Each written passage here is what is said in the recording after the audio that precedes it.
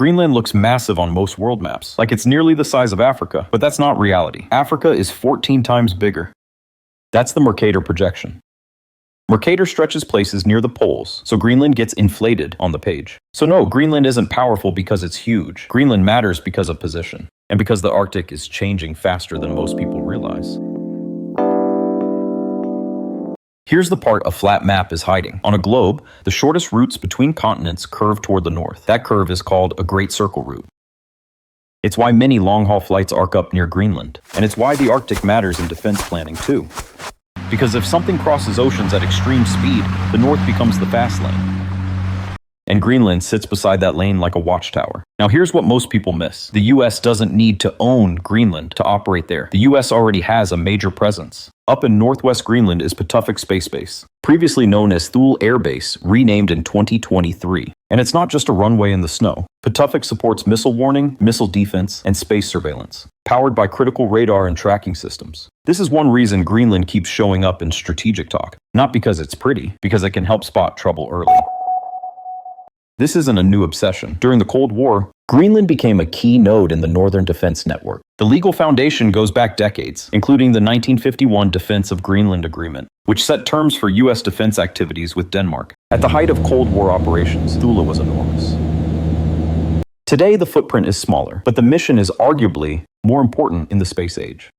Because modern security isn't only ships and tanks. It's sensors, satellites, detection, minutes that matter. And yes, Golden Dome, more on that later. Now we get to the real turning point. The Arctic used to be nature's locked gate, too icy, too unpredictable, too expensive. But long-term, Arctic sea ice has been shrinking and thinning. NASA reports the trend continues, and 2020 still stayed below pre-2007 levels for minimum coverage.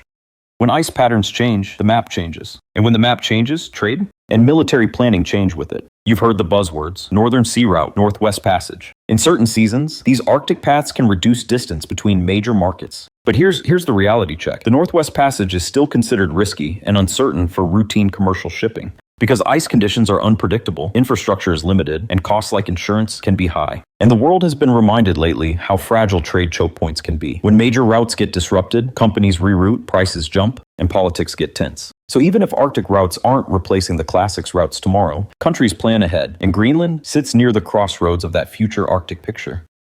Greenland has deposits tied to critical minerals, including rare earth elements used in motors, magnets, energy tech, and defense systems. But development is politically sensitive. In 2021, Greenland passed legislation that effectively halted a major rare earth project by banning uranium mining, because uranium can be present alongside rare earth deposits. And politics keeps shifting. Reuters has reported how election outcomes and policy signals could determine whether huge projects like Kvanefjeld-Quantarsut ever return in a major way.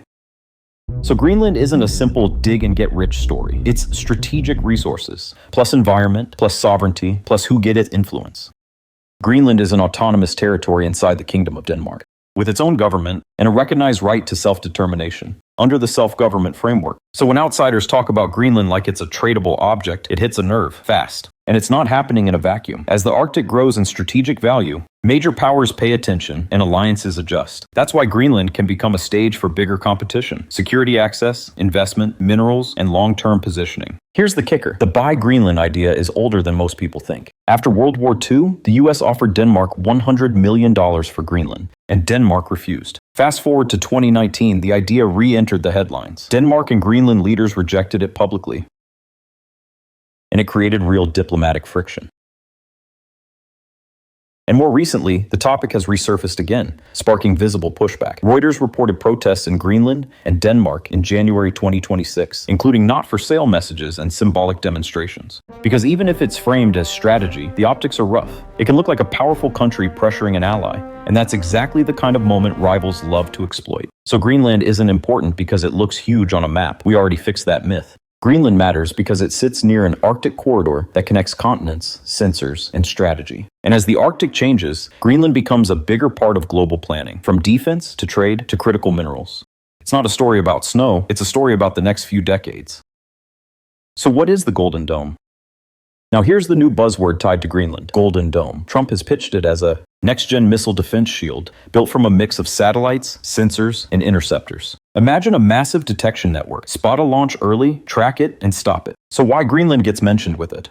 Because if you're building early warning coverage, the Arctic matters. On a globe, the North is a shortcut for long-range trajectories. That's why Pitafik is strategically placed up there in the first place. And then there's the money. Golden Dome has been floated with a $175 billion headline number, but critics warn long-term costs could climb much higher, depending on what gets built and how big it becomes. So when politicians tie Greenland to Golden Dome, it's not just geography, it's funding. It's basing rights. It's future infrastructure.